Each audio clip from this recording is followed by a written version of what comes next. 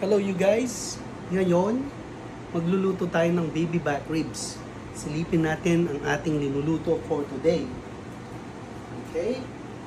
So, ang mga ingredient ng aking baby back ribs, bago ko siya ipakita sa inyo guys, gumamit tayo ng brown sugar.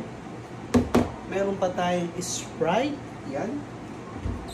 Tapos dinagdagan natin ng pampalasa ng Mamacita sa sarap. Yan. Pagkatapos ng ating Mamacita, syempre yung mustard natin sa ating ribs para maging tasty. Yan.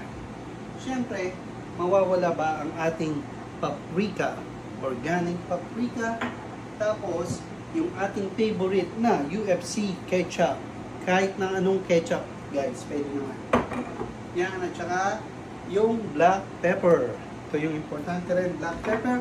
Wala tayong rosemary, kaya ayos na. So, let's check it out kung ano na ang nangyayari dito sa ating baby back ribs. It's been half an hour na. Okay, let's go! Ito na siya guys, so after yun, half an hour pa lang yan guys. So, ano ang ating baby back ribs yan, no? So, ang ano natin is 2 hours ang ating target. Ayan, no?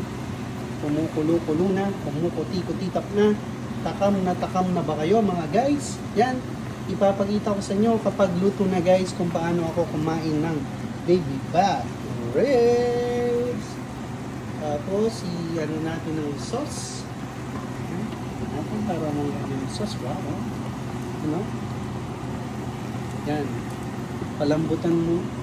Palambutin muna natin ang meat. Yan. Okay, I will update you. Alright.